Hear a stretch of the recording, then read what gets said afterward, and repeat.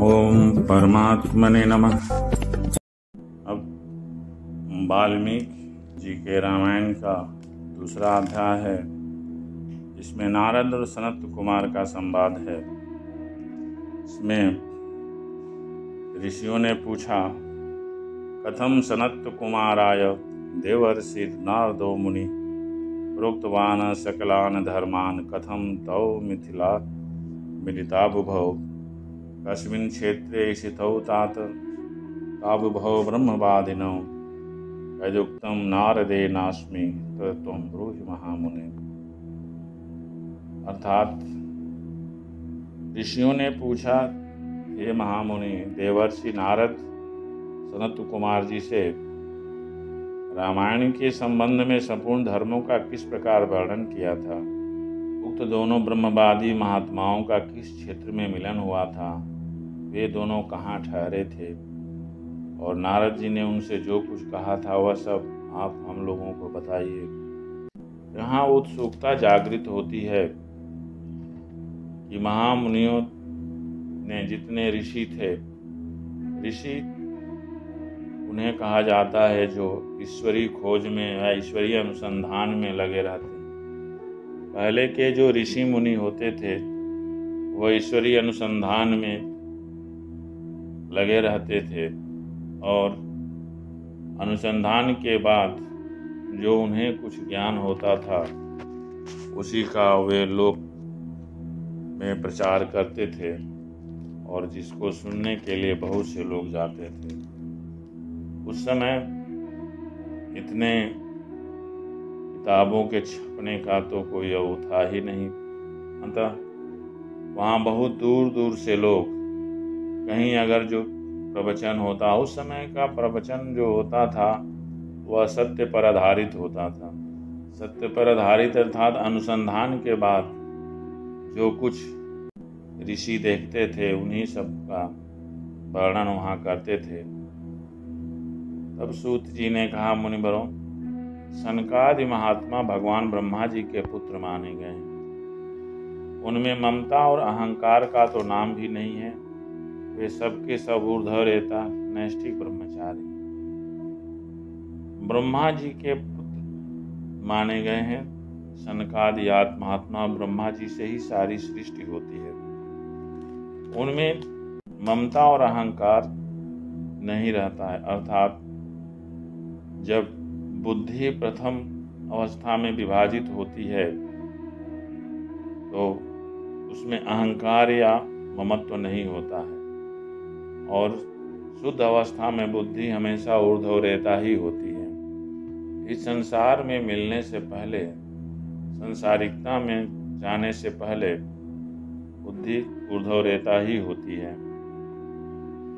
तेषां नामानि वक्ष्यामि सनकश्च सनंदनः सनत्कुमारश्च तथा सनातनः इति स्मृतः। उनके नाम हैं सनक, सनंदन, सनत कुमार और सनातन।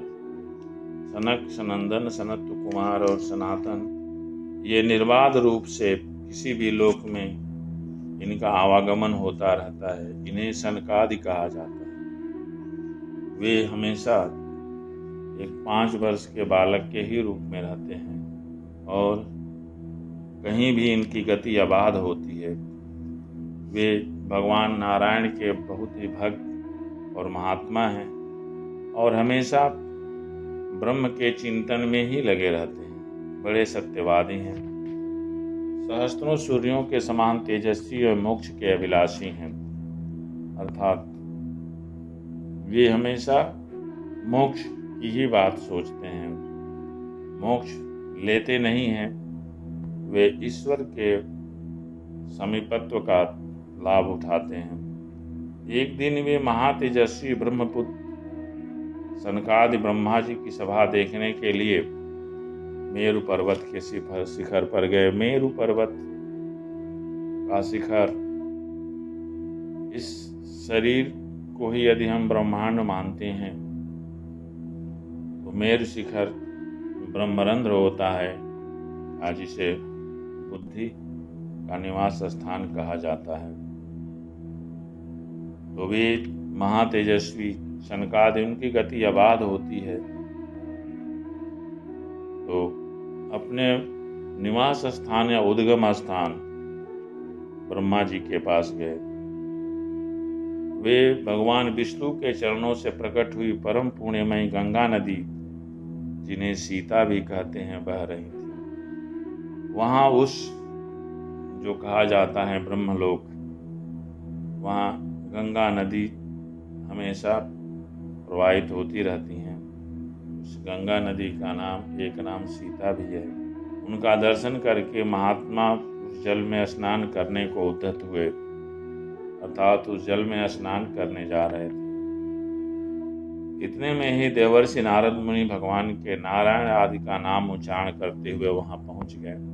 नारायणाय अच्युतानंतम वासुदेव जनार्दन जज्ञेश यज्ञ पुरुष राम विष्णु नमस्ते इत्युच्चरन् हरेर नाम पावन खिलम जगत आज गाम स्तुवन गंगा मुनिर्लोके पावनी। नारायण अच्युत अनंत वासुदेव जनार्दन जज्ञेश यज्ञ पुरुष राम विष्णु आपको नमस्कार है, इस प्रकार उच्चारण करते हुए वहां पर पहुंचे।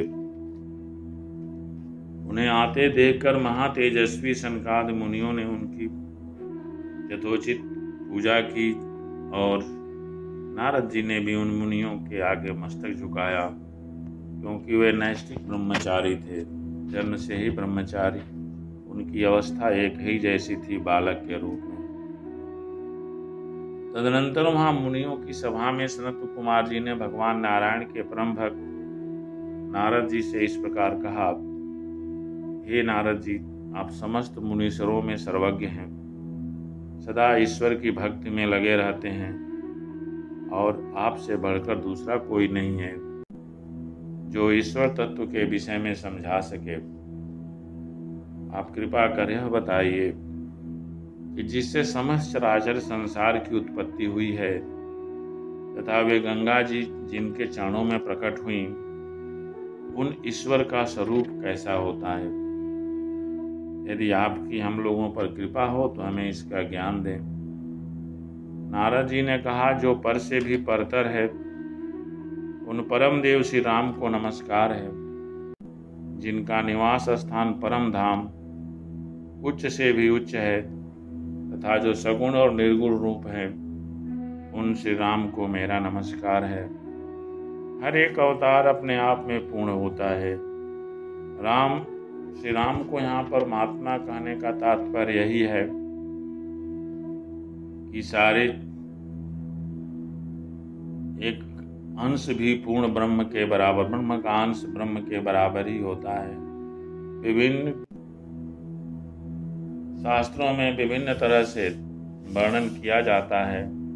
जहाँ जिसकी श्रद्धा झुकती है, उसी अंश को महान बना दिया जाता है, सर्वज्ञ बना दिया जाता है। कहने का तात्पर्य है कि जब हम साधना करें तो किसी एक इष्ट को लेकर साधना करें, वह इष्ट ही हमें उस पूर्णता तक पहुंचा देगा जहाँ पर ईश्वर का निवास स्थान है। ज्ञान अज्ञान, धर्म अधर्म तथा विद्या और अविद्या, ये सब जिनके अपने ही स्वरूप हैं तथा जो सबके आत्मरूप हैं, उन परमेश्वर को नमस्कार है, जो दैत्यों का विनाश और नरक का अंत करने वाले हैं, जो अपने हाथ के संकेत मात्र से अथवा अपनी भुजाओं के बल से धर्म की रक्षा करते हैं, पृथ्वी के भार का विनाश जिनका मनोरंजन मात्र है, और जो उस मनोरंजन की सदा अभिलाषा रखते हैं, उन रघुकुल दीपक श्री राम को मैं नमस्कार करता हूँ। वह नारद जी ने भगवान का प्रार्थना किया, नमः पराय देवाय परात्पराय च परात्पर निवासाय सगुणाय गुणाय च ज्ञान ज्ञान स्वरूपाय धर्माधर्म स्वरूपिणे विद्या विद्या स्वरूपाय यस्व स्वरूपाय ते नमः। यो दैत्यहन्ता नरकान्तकश्च भुजाग्रमात्रेण च धर्मगोप्ता भूभार संगात विनोद कामं नमामि देवं रघुवंशदीपम्। आविर्भूतश्चतुर्धा यः कपिभिः परिवारितः हतवान् राक्षसानीकं रामं दाशरथिं भजे। एवमादिन्यकेतानि चरितानि महात्मनः तेषां नामानि संख्यातु शक्यन्ते नाब्धकोटिभिः। महिमानं तु यन्नाम पारं गन्तुं न शक्यते मनुभिश्च मुनिश्च कथं तं क्षुल्लको भजेत्। यन्नाग्नम् स्मरेणापि महापातकिनोऽपि ये पावनत्वं प्रपद्यन्ते कथं स्तोष्यामि क्षुल्लभिः। रामायणपराये तु घोरे कलियुगे द्विजा ता एव कृतकृताश्च तेषां नित्यनमस्तु ते।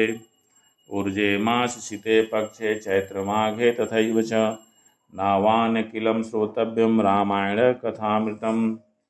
ब्राह्मण समुदाय गौतम के शाप से राक्षस शरीर को प्राप्त हो गए थे। एक ब्राह्मण कुमार थे जो जिनका नाम सौदास था और गौतम ऋषि ने उनको श्राप दे दिया था। उन्हें रामायण जी के प्रभाव से ही छुटकारा मिला। तब सनत कुमारों ने कहा और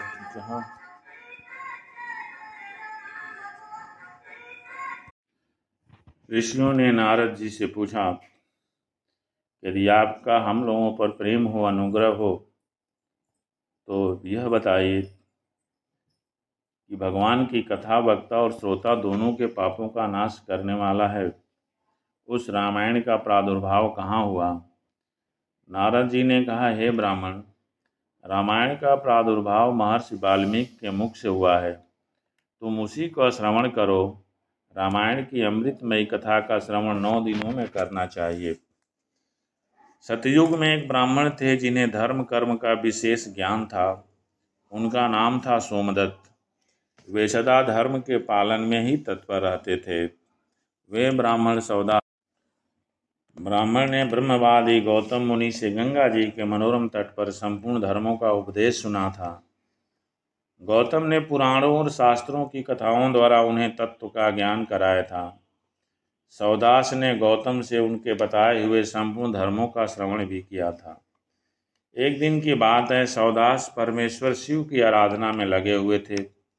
उसी समय वहां उनके गुरु गौतम जी आ पहुँचे, परंतु सौदास ने अपने निकट आए हुए गुरु को भी उठकर प्रणाम नहीं किया। यह प्रायः अहंकार लोगों में हो जाता है। रामायण जी मानस में भी यही लिखा है, काकभूषुंडी जी के पहले की कथा, जिसमें उन्होंने शिव आराधना के समय वो आए हुए गुरु को उठकर प्रणाम नहीं किया। परम बुद्धिमान गौतम तेज की निधि थे। वे शिष्य के बर्ताव से रुष्ट न होकर शांत ही बने रहे। उन्हें यह जानकर प्रसन्नता हुई कि मेरा शिष्य सौदास शाश्वत कर्मों का अनुष्ठान करता है। किंतु सौदास ने जिनकी आराधना की थी वे संपूर्ण जगत के गुरु महादेव शिव गुरु की अवहेलना से होने वाले पाप को न सह सके। जिन्होंने सौदास को राक्षस की योनि में जाने का शाप दे दिया। तब विनय के आलोकविद ब्राह्मण ने हाथ जोड़कर गौतम से कहा, ये उसी तरह की दूसरी कथा काकभूषुंडी जी की भी आती, जैसा सौदास का यहाँ पर कहा गया है। लेकिन वहाँ पर शिव जी ने 1000 जन्मों का श्राप दिया था, यहाँ पर राक्षस होने का उन्होंने श्राप दे दिया था। ब्राह्मण ने कहा, संपूर्ण धर्मों के ज्ञाता सर्वदर्शी सुरेश्वर भगवान, मैंने जो अपराध किया है वह सब आप क्षमा कीजिए। गौतम ने कहा, बस कार्तिक मास के शुक्ल पक्ष में तुम रामायण जी की अमृतमयी कथा को भक्ति भाव से आदर पूर्वक श्रवण करो। इस कथा को 9 दिनों में सुनना चाहिए। ऐसा करने से यह शाप अधिक दिनों तक नहीं रहेगा, केवल 12 वर्षों तक ही रहेगा। अर्थात वहाँ इन्हें ईश्वरी साधना करने के लिए कहा गया है और यह साधना 12 वर्षों तक करना था। और उसके लिए उन्होंने श्री रामायण जी के पाठ की विधि बताई और उसे उपदेश दिया कि तुम इसी आराधना से साधना से श्राप मुक्त हो सकते हो। ब्राह्मण ने फिर पूछा कि रामायण जी की कथा किसने कही है तथा उसमें किसके चरित्रों का वर्णन किया गया है। महामते यह सब संक्षेप से बताने की कृपा करें। तब गौतम ऋषि ने कहा, ब्राह्मण सुनो, रामायण काव्य का निर्माण वाल्मीकि मुनि ने किया है। जिन भगवान श्री राम ने अवतार ग्रहण कर रावण आदि राक्षसों का संहार किया और देवताओं का कार्य संवारा था, उन्हीं के चरित्र का रामायण काव्य में वर्णन है। तुम उसी का श्रवण करो। ये ईश्वर आराधना के लिए गौतम ऋषि ने कहा है रामायण, जिसमें राम जी के चरित्र का वर्णन है और उनके सारे कर्मों का उल्लेख है। तो हम उनके जो बताए हुए रास्ते, उस पर चलने से ही हमारा कल्याण होता है।